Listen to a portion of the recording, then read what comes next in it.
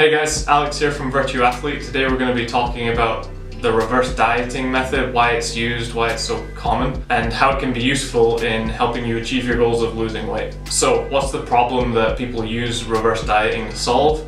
Generally speaking, reverse dieting is increasing your calories with the goal of losing weight. That sounds counterintuitive.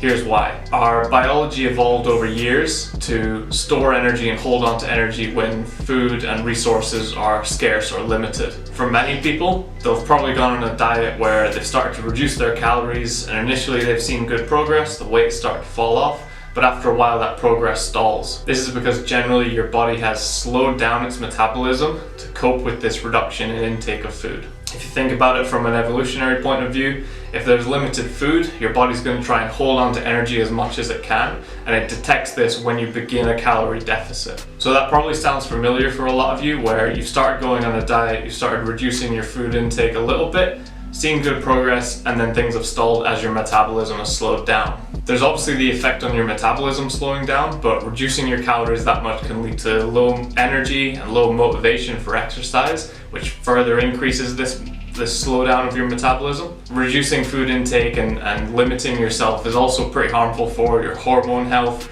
and a whole host of other physiological issues. Doing this excessively over time can also lead to small habits of overconsumption coming back in. So binge eating, for example, or increasing a quite high quantity of food without you really noticing it. So putting extra oil, putting a couple extra 100 grams of rice on your plate, those little things add up where people assume that they're still in a calorie deficit, but those little tactics and changes mean that they're actually over-consuming what they thought they were. So the problem generally for people is that they are consuming way less than their baseline calories. The baseline calories is essentially your maintenance level, so the food you eat to maintain weight. Let's say, for example, when you started that was 1,500 calories per day, and you've reduced that down to 1,200 or even down to 1,000 calories per day. Your body has slowed down its metabolism to account for that being your new maintenance level. It doesn't want you to lose more weight rapidly, so it holds on to 1,000 calories a day is now what the metabolism generalizes as your maintenance calories. So reverse dieting can be an effective method in reboosting your metabolic rate, starting to burn more fuel so that you can slowly take that weight off again in the future. So let's say we're down at 1,000 calories per day as our maintenance. Over a period of time, you want to boost those levels back up to where you're consuming more food, maybe 1,500 or 2,000 per day, and that's going to get your metabolism burning energy a little bit more. As you digest food, your metabolism is burning it off. It's burning some calories just purely through consuming it, especially the nutrient-dense foods that are high in protein and take a lot of time to break down. That actually costs the body a little bit of energy fractionally. So the aim is to get our body burning more energy. The idea or the method that we like to convey to our clients is eat more and move more.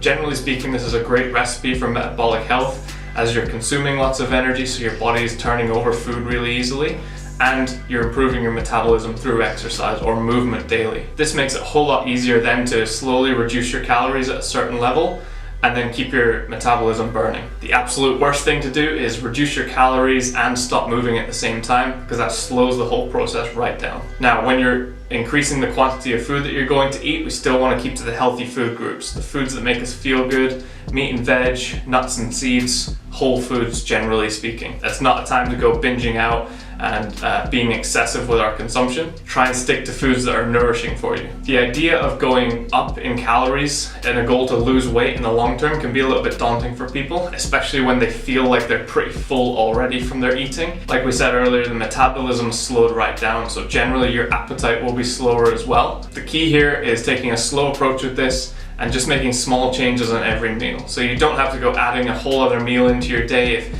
you've not got time or that seems excessive, but just increasing each meal by 10-20% of its total volume across the day, that can lead to a really big change over a short period of time. So again, we're working back up to a place where our metabolism is high, our daily energy is high, and then we can begin to cut back down. It's not necessarily a linear process for the rest of the time that we will consume less and lose weight right down to the point where we're on 0 calories every day. That's just not going to work for most of us. The function of weight loss is about improving your metabolic health first. That means daily movement, that means consuming enough food to nourish your body. If this seems like a bit of a complicated process, working with a coach or a qualified nutritionist is a really good way to go. They can take a bird's eye view of your nutrition and your plan over a long period and say, here's where we're going to build our calories, our metabolism back up. Here's where we're going to start cutting down, and we're going to do it in a really planned process.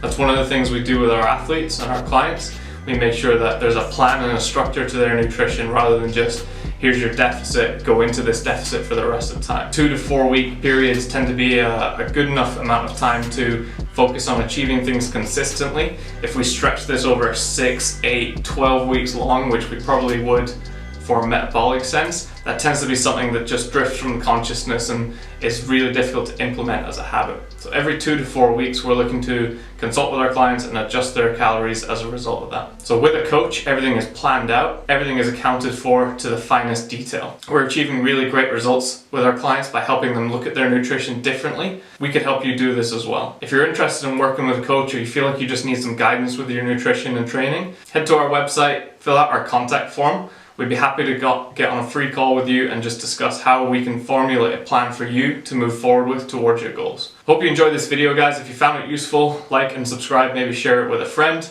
Until next week, take care.